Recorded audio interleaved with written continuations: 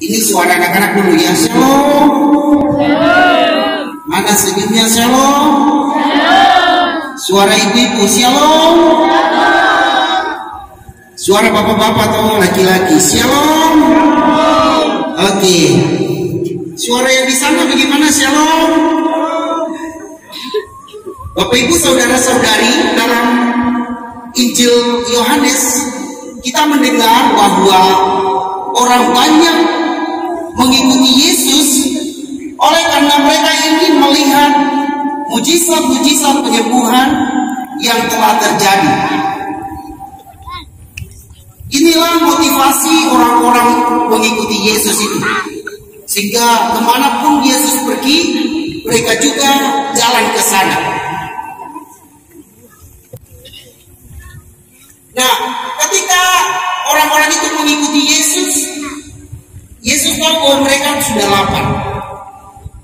Lalu Yesus berkata kepada Filipus, silakan memberi roti kepada orang-orang ini supaya mereka bisa makan. Nah, Yesus katakan demikian hanya untuk mencobai Filipus. Mengapa? Karena Yesus tahu apa yang bisa ia lakukan untuk orang banyak itu. Lalu dikatakan tadi bahwa ada seorang murid yang namanya Andreas. Andreas bilang kepada Yesus begini, Yesus, di sini ada 5 roti dan juga ada 2 ekor ikan. Lalu akhirnya Yesus berdoa dan mengadakan mujizat di sana. Menggandakan roti itu sebanyak orang yang ada di situ. Menggandakan ikan sebanyak orang yang ada di situ. Dan saat mereka makan sampai kenyang, masih ada sisa. Tadi kita dengar sendiri bahwa ada 12 bakul sisa roti, walaupun sudah 5.000 orang makan roti-roti itu. Kadang-kadang Bapak Ibu saudara dan saudari yang Tuhan Yesus kasihi, bila saya bertanya kepada Bapak Ibu, apa motivasimu? Apa tujuanmu mengikuti Yesus? Apakah ada yang bisa jawab? Oh, ikut Yesus itu untuk apa? Anak-anak kecil, oh ikut Yesus atau sembahyang di sendiri untuk apa? Ada yang bisa jawab? Tujuanku ikut ibadah di sini itu apa? Bapak Ibu, ada yang bisa jawab? Kau datang ibadah di sini, kau ikut Yesus, kau percaya kepada Yesus itu untuk apa?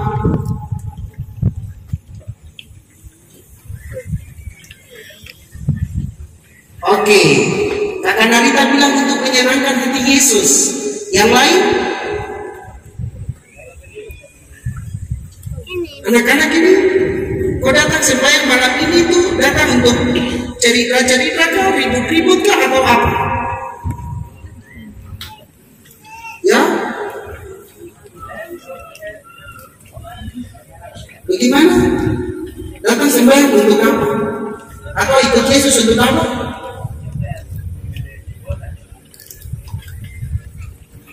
Ada yang datang sembahyang untuk lihat saya? Macam saya bagus begitu? Atau untuk apa? Harus tahu tujuanmu mengikuti Yesus. Karena kalau kau tidak tahu tujuan kau ikut Yesus itu, nanti kau hanya dapat sebentar, habis itu hilang sampai muncul lagi. Oke, tadi di dalam bacaan Injil kita mendengar bahwa orang mengikuti Yesus karena telah mendengar dan telah melihat bahwa Yesus mengadakan mujizat. Motivasi ini, tujuan ini salah. Saya katakan bahwa salah karena memang sebenarnya tujuan mereka itu harus datang menyenangkan Tuhan, datang untuk mendengar firman-Nya.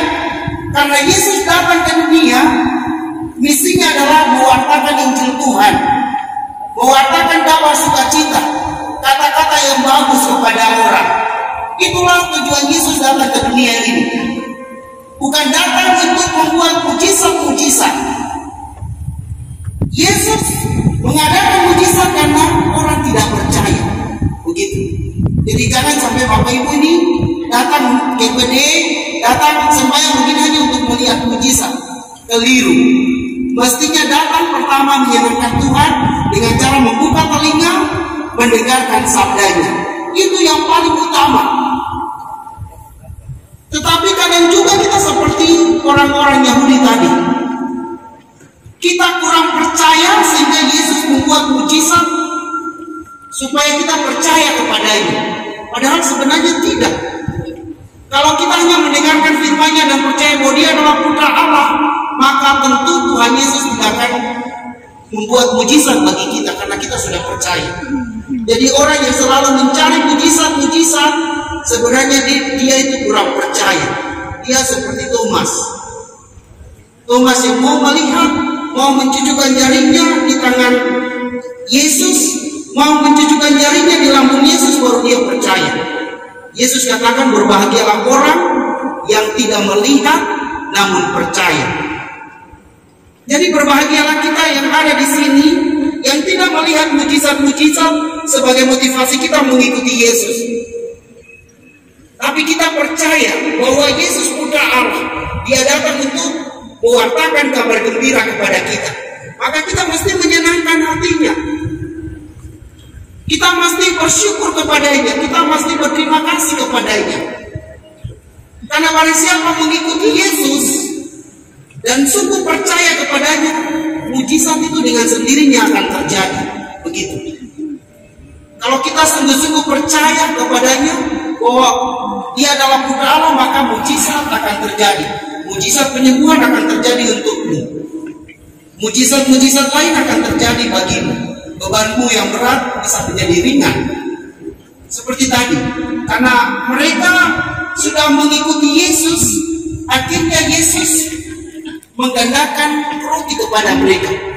Akhirnya Yesus menggandakan ikan kepada mereka. Dan rezeki itu berlimpah sampai mereka sudah makan sampai kenyang, masih tersisa 12 batu. Jadi kalau kita ikut Yesus terus-menerus, mujizat itu akan dengan sendirinya terjadi bagi kita. Kata Narita tadi siang bilang begini, Tuhan itu sudah menyediakan apa yang kita butuhkan. Sehingga jangan ragu-ragu dengan hidup ini. Jangan khawatir dengan hidup ini. Karena kalau Tuhan sudah rencanakan memberikan hadiah itu kepada kita, anugerah itu kepada kita, maka entah cepat atau lambat pasti kita menerima itu. Demikian juga tadi, orang-orang mengikuti Yesus sehingga akhirnya Yesus memberi rezeki yang berlimpah kepada mereka tanpa mereka minta. Jadi kalau Bapak Ibu mengikuti Yesus terus-menerus, saya mau ikut Yesus, saya mau ikut Yesus sampai selama-lamanya. Jadi kalau kita mengikuti Yesus tanpa kita sadari, kita akan mendapat banyak berkat. Yang penting jangan seperti orang Yahudi yang hanya mau melihat mujizat-mujizat. Hendaklah kita percaya sungguh-sungguh kepadanya. Mujizat dengan sendirinya akan mengikuti kita. Bapak Ibu, saudara-saudari, saya mau cerita saja. Beberapa bulan yang lalu, ketika saya bepergian dari Agats, lalu setelah kegiatan di sana saya kembali ke Agats ini. Di dalam perjalanan kami itu overweight, barang-barang kami banyak sehingga melebihi aturan penerbangan. Aturan penerbangan seseorang hanya boleh 20 kilo. Yang lainnya itu harus bayar, dan kami itu rombongan dari Kalimantan. Nah, waktu kami berjalan, lalu sudah menimbang, rupanya lebih. Dan saat itu uang sudah terbatas. Apa yang terjadi? Ketika penjaga di situ tanya, Pak, bagaimana dengan overweight ini? Sudah hitung saja. tidak punya uang. Saya bilang hitung saja. Lalu ada seorang yang lewat di belakang. Orang itu saya tidak pernah berpikir bahwa dia akan membantu. Dia lewat saja. Lewat. Lalu dia dengar. Dia dengar apa petugas bilang, Pastor, Pak ini overweight. Jadi Bapak harus membayar. Orang itu kembali. Dia kembali, kemudian dia ambil dia punya boarding pass, dia kasih ke petugas itu. Tolong masukkan overweight itu di boarding pass saya. Bapak Ibu, ini bukan rencana saya.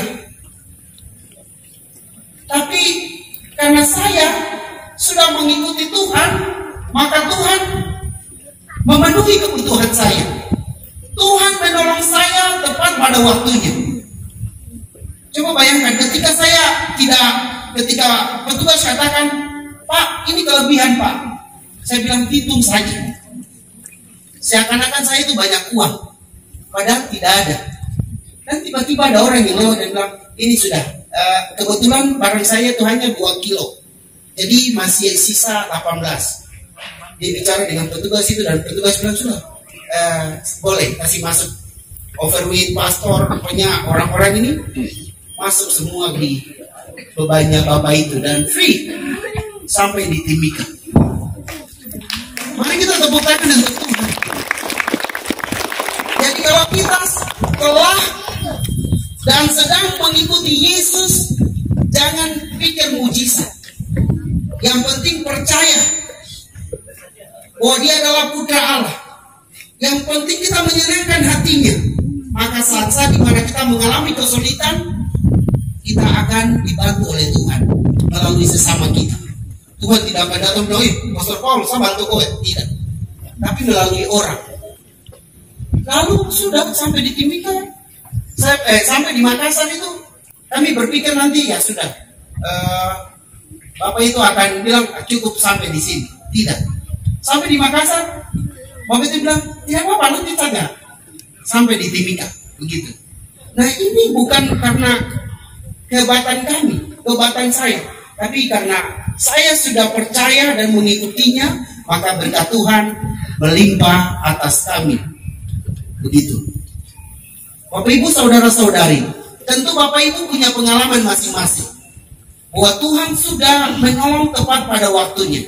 Ingat pengalaman itu supaya Bapak Ibu merasa bahwa Tuhan itu tidak pernah meninggalkan kita. Tuhan tidak pernah melupakan kita seperti tadi dikatakan. Orang banyak mengikuti Yesus, tentu mereka sudah lapar dan haus. Apakah Tuhan membiarkan mereka mati lapar? Tidak. Tuhan justru menggandakan roti dan ikan. Dan mereka makan sampai kenyang. Dikatakan masih ada sisa juga. Yang penting saat kita menerima berkat itu, kita mesti bersyukur. Seperti Yesus tadi dia katakan, Yesus lakukan. Dia mengambil 5 roti, dia mengambil 2 ekor ikan, dia mengucap syukur kepada Tuhan.